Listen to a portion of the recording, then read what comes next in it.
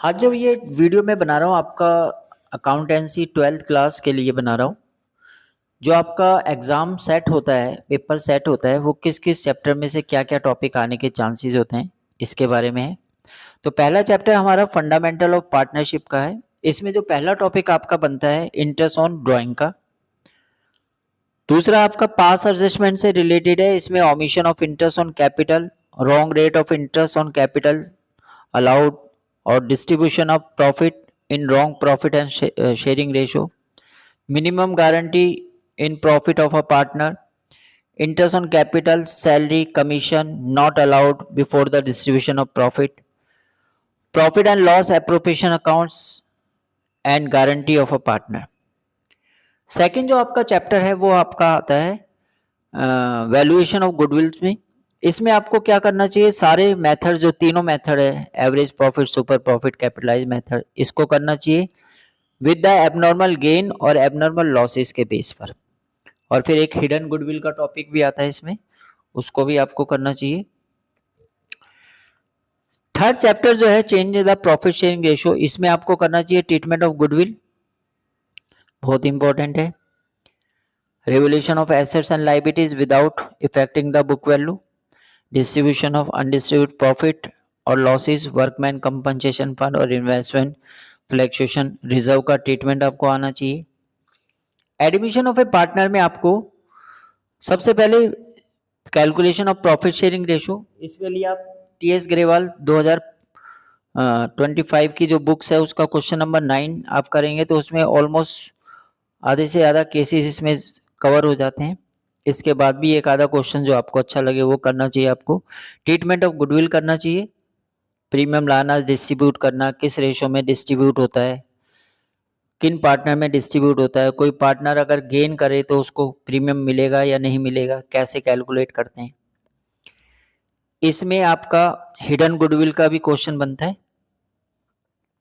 इसके बाद working capital, workman compensation reserve और इन्वेस्टमेंट फ्लैक्चुएशन रिजर्व का ट्रीटमेंट आपको आना चाहिए। इसमें जनरल एंट्री आपको आनी चाहिए revaluation of assets and liabilities से रिलेटेड, और एक एंट्री आती है डेटर्स के ऊपर, provision for bad debts.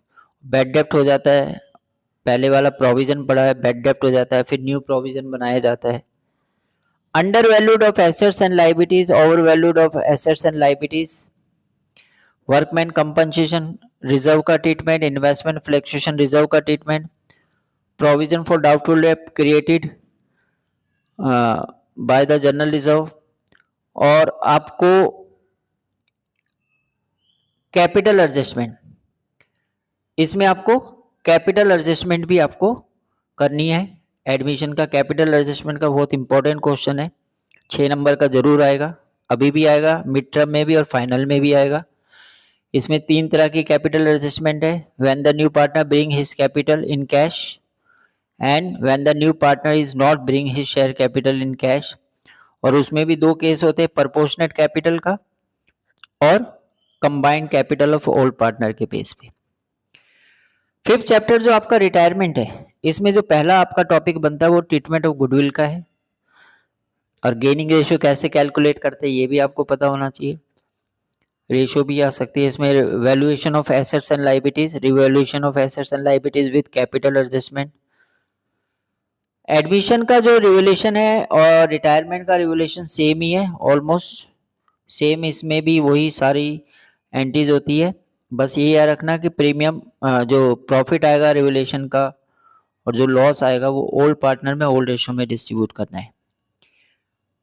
Partners के जो रिटायर हो रहा है उस पार्टनर्स का लोन अकाउंट आपसे पूछ सकता है, ठीक है। डेथ ऑफ ए पार्टनर के अंदर पहला जो टॉपिक आपको तैयार करना चाहिए वो calculation of share of profit of deceased partners on the basis of time basis और sales base, and calculate interest on capital, interest on drawing, preparation of partners, capital account of deceased partners, and preparation of the partners executors loan account। जिस partner की death होती है उसके वारिस का account बनाना होता है, loan account, उसका भी ट्रीटमेंट पूछ सकता है।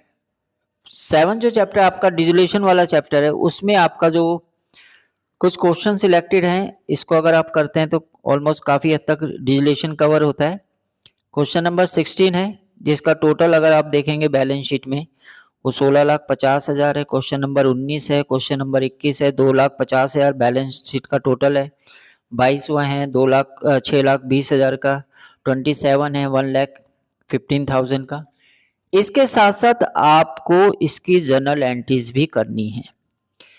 डिसोल्यूशन के चैप्टर में जर्नल एंट्री पे क्वेश्चंस आता है।